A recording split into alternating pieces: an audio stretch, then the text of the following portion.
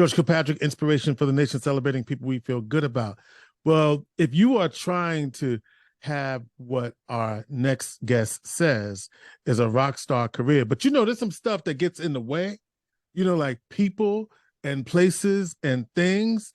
Well, we've got the perfect antidote for you to navigate corporate America. Our guest, L. Michelle Smith, is an entrepreneur and author. Her book is called No Thanks: 7 Ways to Say I'll Just Include Myself, the remix. And we're so pleased to have El Michelle on the program.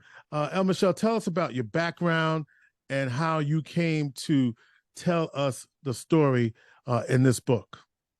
Hey, George, thanks, first of all, for having me on your show. I really appreciate it. Shout out to everybody in upstate New York. Holla. Yeah, and it's great to be doing radio. You do a lot of podcasts these days. Yes. But we wanted to do some radio, so I'm happy to be out there listening, talking to the people out there on AM radio. Sounds good. Yeah, my background. Let's see. I actually was born and raised in Dallas, Fort Worth. I've been here pretty much all my life. Moved a couple times, barely, something like that, but always came back. But I have about 25 years plus in strategic communication, moving in and out of corporate America as an entrepreneur and as a corporate executive. Spent most of that time in the corporate realm at global agencies where we were representing some of the biggest brands on the planet. And I actually ran my own agency for about a decade. And towards the end there, I worked at another global agency and then ended up at a Fortune 10. At the time, it was Fortune 6, AT&T. Mm-hmm. And I spent about 6 years there. But during all of my career, about half of that time, I've been in the executive ranks, what you would call an officer, VP and up. So before I was 30, I made VP, which I wasn't trying to do. It just kind of happened. Wish I had the intentionality that I know now then. Mm-hmm. But ultimately spent the rest of that time counseling and consultative and being a consultant for people in the C-suite. So got to know those folks very well. Being one myself, it was kind of easy to relate to them. So that's a little bit about me. And so what were some of the things that you were encountering along that journey that said, I got to put these ideas down in this book so that people will be able to avoid some of the things that you went through? Yeah. So when I was in the agency world, what I noticed was there were a lot of powerful women who were in charge of entire offices, entire regions, sometimes the entire network. And they were empowered in their lives too. They weren't making bad money at all. And they had the kind of support that they needed, whether it was nannies or chefs or whatever. So when I went on the client side and started working for the big corporations, I noticed that the women weren't as empowered. Now, I do want to put a caveat there. In the agency world, you'll see that at the tippy top, you usually will find more men than women. But not as much as in corporate America. As you know, there are like 41 women at the top of Fortune 500 companies, and about 3% of them are women of color.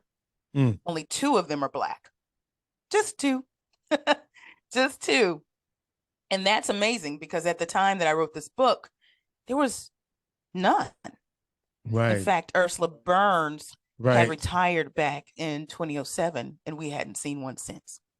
So here comes the pandemic. 2020 happens. We round into 2021. We get Rosalind Brewer and we get Tashonda Brown Duckett at TIAA and Rosalind at Walgreens Boots. So big deal for us, but still just 2. And I started to wonder what was keeping us from getting to that C-suite. What was stopping us?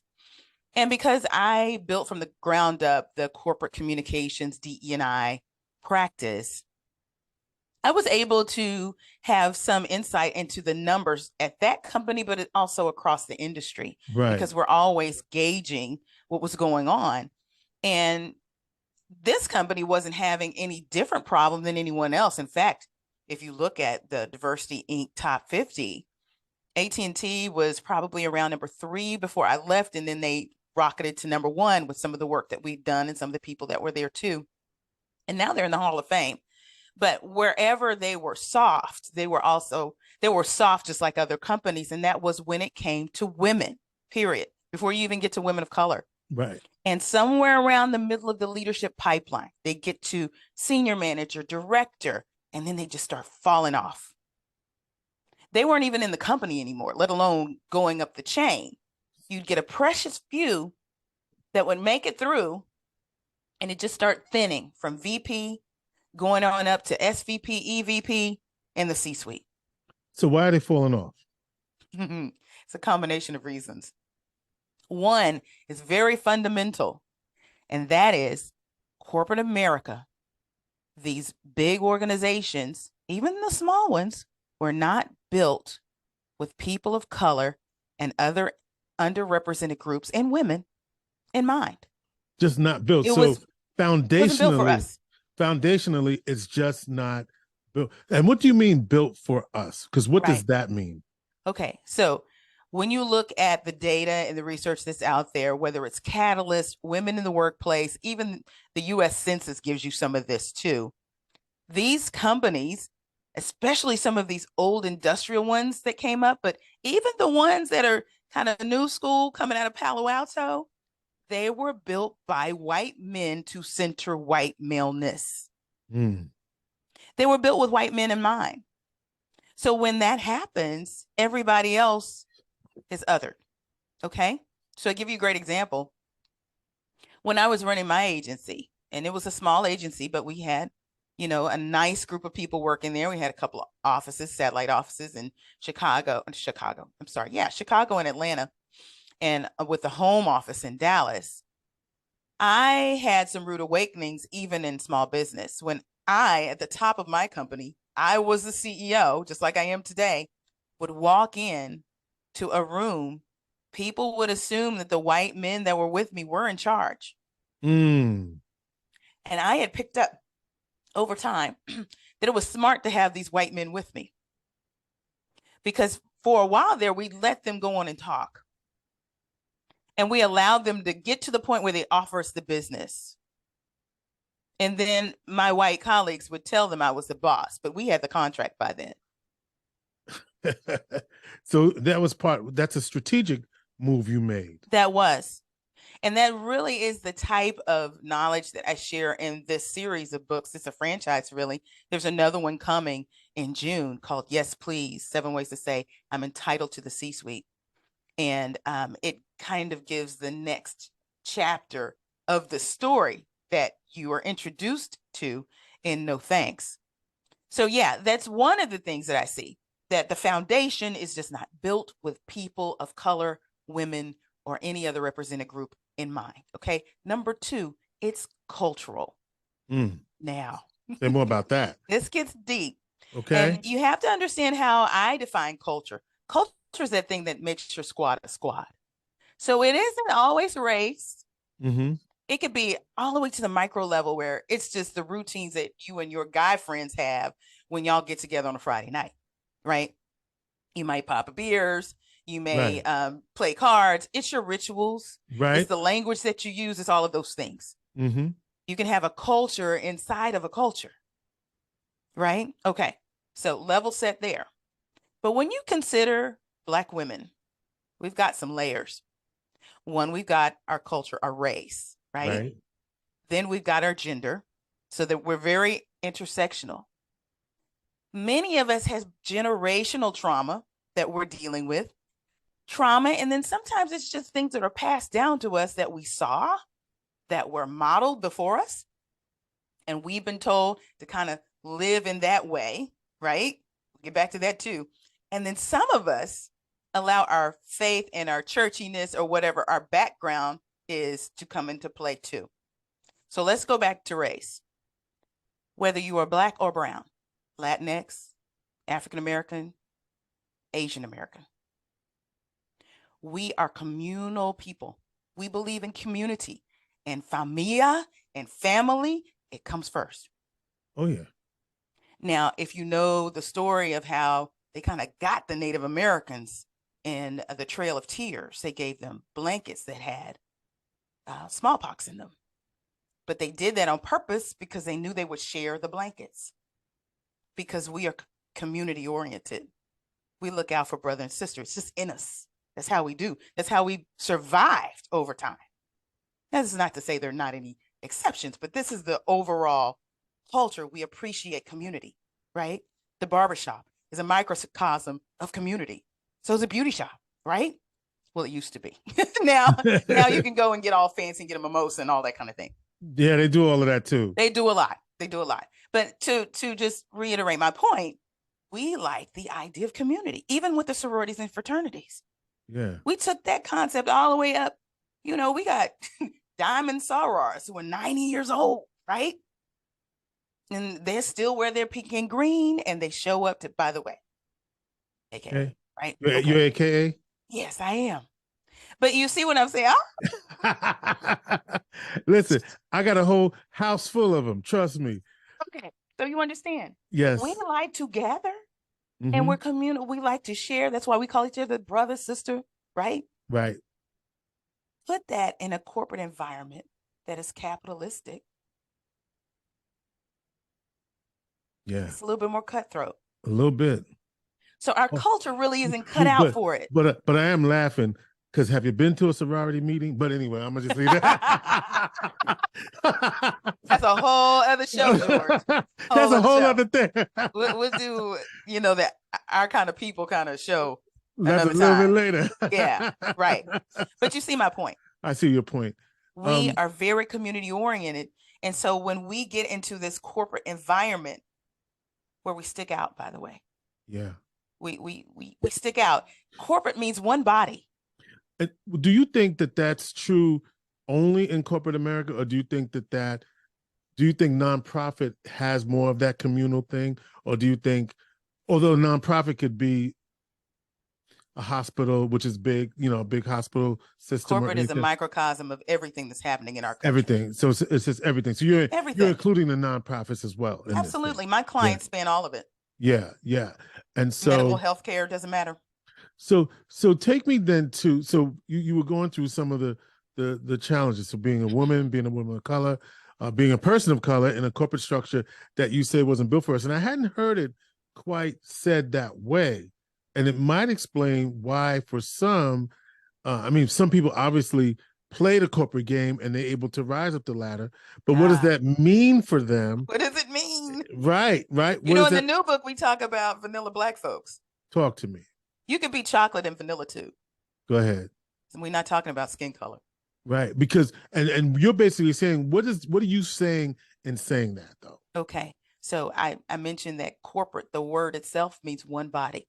Right. So there is an expectation that you meld and become like everybody else. Mm-hmm. So if white maleness is centered, what does that mean that you become? You're not becoming a Black female in all of her splendor. Right. You are becoming more like the white and the maleness. So then is DEI. So then how does DEI land on top of that? And I'll tell you why I asked that question. I'm glad you asked that question. Right? Because I noticed that when people talk about the DEI statements, and I had this conversation with people in organizations that I belong to, it's over there somewhere. And I'm saying, if it's not in where you're counting the dollars, then it ain't going to be nothing because it's over there. Okay, now you're preaching. That's Talk gospel. to me, right? There's a chapter in my book that deals with it. It's the chapter called One More Thing. One more thing. And it speaks to how many Black women have been pulled into, attracted into these DE&I roles. Mm-hmm. Whether it's a chief diversity and equity inclusion officer, or maybe it's somebody in multicultural marketing. Yes. We're attracted to it because we think this is the work. I can finally do something that I'm passionate about and get paid for. But the original question that you asked is valid. If this organization was not built with us in mind, how then can DE&I actually exist? How can it be successful? How can it? And the reality is, it isn't centered. It never will be centered. For many companies, it is risk mitigation when it comes to reputation. Risk mitigation. In other words, I'm gonna reframe that for the way I'm hearing it. We're gonna talk a good game, but we're not gonna really do it. Well, it depends on what's going on in the environment. Right. So risk mitigation could be a lot of things. It could look good and be good too, is what you're saying. Yes. Okay. Think about what happened with George Floyd. Right. And how many companies that hadn't even thought about DE&I hired somebody. Right. And put out a statement. Because it was the right thing to do to look good. But that commitment comes, and this is where you struck gold. The commitment comes where the money is. That's right. Now, these sisters, unfortunately, are in a revolving door, according to the Wall Street Journal. In 2021, they wrote an article that said DE&I roles have the most revolving door when it comes to careers. And many of the careers that are impacted are those of Black women. And when you say go ahead, reason. The reason for that, these budgets ebb and tide. Whatever's going on in the environment will dictate how much money that organization gets, that business unit, if you call it. Most often it's just a department. It's not a business unit. If you're in a big tech company, you're probably investing all of your money in AI and cybersecurity right now. That's the core business. Millions and millions and billions of dollars go into that center, but then there are DE&I divisions at some of these Fortune 10 companies that barely have a line item to support a consultancy or a coach like me, let alone a speaker to come in and talk. So we're talking about Elle Michelle Smith. Her book is called No Thanks, 7 Ways to Say I'll Include Myself, the remix. So I want to get to the title of that book, but I'm thinking about something else. So I'm struggling. Go for it, whatever. All right, here we go. Boards. How does this apply to boards? That corporate boards, because a lot of that post 2020 stuff was, oh my God, we need to get a face on this board so we could really be about our DEI work in this organization. And I'm talking about nonprofit boards, but also it could be corporate boards as well. And I mean, I know that, and I know this, we're just talking generally, but the foundation that you built is, you're saying it ain't built for us. So let's talk about boards. Then I want you to follow up with, and since it ain't built for us, how do we make it work for us? Okay. Corporate boards are important. Nonprofit boards, they're important. You must have people that represent a diverse group of people at every level in your company.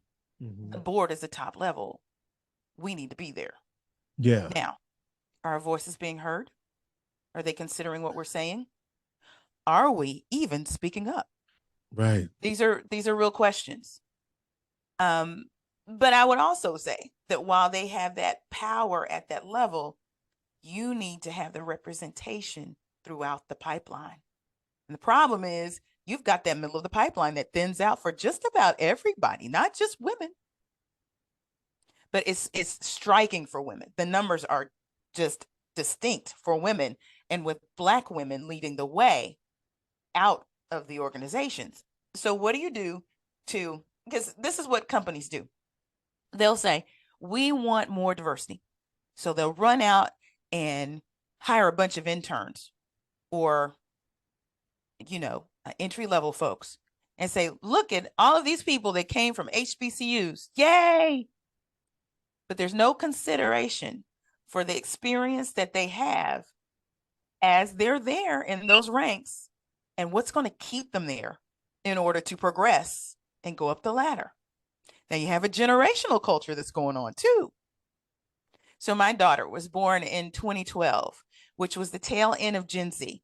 1 in 2 babies born in 2012 was a baby of color. they are no longer the minority. No longer. Zilch. No, you can't even call them minority. Don't call them. They aren't. They're the majority. Period. Right. Okay. Mm-hmm. I have a different point of view when it comes to working in organizations. I'm also an adjunct professor at Texas Christian University, and I teach the senior TCU, I'm sorry what seminar. happened to y'all. I'm sorry. I'm sorry what happened in that Oh building. my gosh. You know what? That was one game.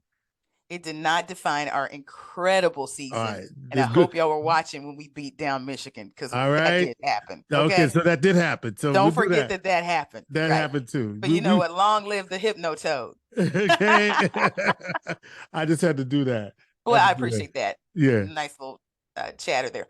But I had seniors, and I know how they think. They want to go somewhere that aligns with their values. They're not going to stick around more than a year or two, because they understand the fastest way to make money is to move. To move. Now, listen, we as Gen X, and especially our boomer parents, made fun of the millennials for doing just like that. When they started doing that, staying somewhere 2 years, 18 months, and then going to the next, oh, you're job hopping. Right. Even the people departments, HR was like, you don't want your resume to look like this. Right. It's peppered, right? Right. Well, consider that before the pandemic, research shows that companies didn't plan to keep workers more than 3 to 5 years. They didn't. That's pre-pandemic. Look at what's going on right now. That's right. Look at what's going on now. And let me forecast that these jobs, especially in tech, are not coming back in any shape, form, or fashion. And you also have other companies that are trying to compete in this digital economy. I call it a fractured digital economy, has a cultural overlay. If they're trying to compete, they've been skinnying down for the last 7, 8 years, maybe even arguably before that. And they're going to get as skinny as possible. So what does that mean? Yeah, what does that mean? Because, and let me contextualize this question for you. Because we're going to have a major investment with a tech firm who's committed to investing $100 billion subject to market conditions in this community, and looking at opportunities for our folk, for Black folk, whether they're ready or not. But that's what the promise looks like. So if you're saying these jobs aren't going to come back, and we just announced this major investment, one of the biggest of its kind in the United States of America, we want to make sure, are you saying that even if that's a promise going forward, it may not be all of the promise? I mean, I'm giving you half the story. I'm just saying, when you say that those tech jobs are coming back, and then we got a major tech manufacturer coming in, and with a real promise of 9,000 jobs at that company, 50,000 jobs in the region. I'm just trying to contextualize your thoughts. Let me give you some more context. Yeah. You have to treat those jobs like they're seasonal. Ooh. You can't go in there and say, I'm going to sit down. This is a generational piece. Right. We watched our parents stay at a job and get the watch or whatever every year. Right. They got the 401k, or they got the pension. They got the,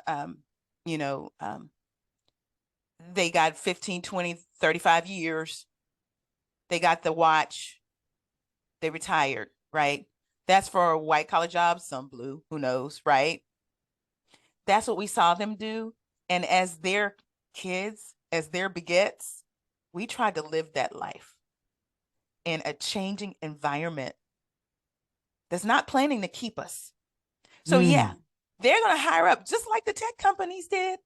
Pandemic came, Instacart, all the delivery companies start hiring up because you needed those frontline workers. Right. But then Amazon's sitting up there going, ooh, they're salivating. We see opportunity, right?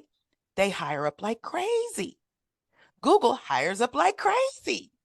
All those tech companies did. Some of the companies that aren't even tech hired up. And guess what happened? Oops, sorry. We shouldn't have done that. I'll take full responsibility, says the CEO of Google. And still, these people are without jobs. What? So, and we look, 10,000 Microsoft, 10,000 Google. It's like Well, thousands. thousands.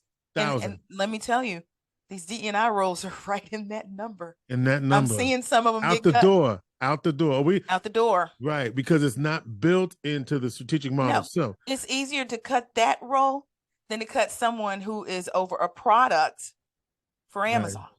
So I said, if this isn't built for us, how do we make it work for us? And how does that align with the title of your book? Yes. So this gets into what drives me. One thing you need to know about the book: the villain in the book isn't anybody who did anything to anybody else, let alone me. The villain in the book is fear. Don't forget that. The villain in the book is fear. The heroine in the book is not me, even though my story's in there. It's not St. Marshall, even though her story's in there. It's not Cheryl Atkins Green, the CMO of Mary Kay. None of these people are the heroine. The heroine in the book is knowing your value. So I exist for the athlete, kind of like Nike. I exist for the leader. I no longer tell companies how to do their DE&I. And the reason for that is exactly what we outlined. It wasn't built with DE&I in mind. So they're not going to really take the real counsel. They're going to do enough to keep the business going and protect the reputation. That's what they're going to do. So to include yourself means that you absolutely, positively need to understand your value, which takes some work. Most people say, oh, I know what I'm worth. And they just say it flippantly. But honestly, this is about your story and understanding who you are as an individual and what unique problem you can solve, what you bring to the table. And that takes some digging. Some of us can't be authentic because we don't even know who we are. Who are we? Some of us don't even know the cultural context that envelops our own family in our family tree. We don't even know that, but you can find out. I say, do the work, figure out who you are, find out what is that one problem that I solve, that one thing that I can do better than anyone else. And then zero in on that. You need to find out what your market value is. What I just described is intrinsic. Okay. Now let's go outside and look extrinsic. You need to know what your market value is. Some of us will sit at these companies for years and ages until, they're talking about laying off. And for these poor people, Google, some of them didn't even get an email. Their email was off when they tried to log on. For some of these folks at Amazon, they read it in the headlines and then had to go ask the boss, what's going on? I was lucky enough to get 90 days to think about it, see if I wanted to stay. Right. It seemed like centuries ago, but we're really just talking about 5 years. But this is how fast things are changing. And you have to be able to take hold of change. Change is scary. But change is really only scary. It's scarier when someone else inflicts the change. If you initiate the change, it could be fun. But that means you need to have a strategy in place. So the book gets into several strategies that we need to think about as women of color, as men of color. You know what? I have allies that have picked up this book thinking, I'm going to read this to be a better ally. And they come away a better leader, period. Because my concept is, if you solve for the double disadvantage, you can solve for anyone. So there are nuggets in there for white folks. Don't get it twisted. Okay. All right. So Absolutely. leave it. And I know you're talking a book about mansplaining, when men talk over women, and when Black folk have their ideas reinterpreted by white folks in meetings. Give us something to work on before we leave. Okay. Well, I want to kind of continue this. What do you need to do to include yourself? Yes. You got to lean outside of that organization in order to lean in. And what I mean by that, you're not going to find your value inside that organization because they don't center us. Period. You may be lucky enough to have a great mentor, maybe a great sponsor who can pour that into you. But the people who know us, our community, they're the people that are going to pour that value right back into you when you can't always be sure of it yourself. Okay. So lean out, lean into your community. You're going to upskill so that even as you're still in that company, you're able to bring business knowledge into that organization and be that transformational leader that they say they're looking for. Okay. But you're also going to learn how to build business inside of that company and outside of the company. I talked about extrapreneurship. That's a word I made up. Entrepreneurship, that's a Xerox word, meaning this is a business I built inside of another organization. Mm-hmm. There's a classic entrepreneurship. If you can get that entrepreneurial spirit and mindset in your brain, you will run to the risk. And you need those nerves of steel, really, to be able to go into places, say what needs to be said, despite being concerned about someone calling you angry, hard to work with. Yeah. Because the other thing that you're going to do is you're going to get another line of income outside of that company. Because what happens when you have what my mentor coach calls the FU money in the bank? You walk with a little bit more confidence. Mm-hmm. You know that you have money to fall back on. You also have generated opportunities outside of that organization. If this doesn't work out, these people want me. Or, you know, that business that I started on the side, that can be the main hustle, right? Still the side hustle. So you build this confidence outside of the organization so that when you go in, you don't have the fear that you had when you first started out. So there are some things in the remix, because the remix actually is the second edition of the first book.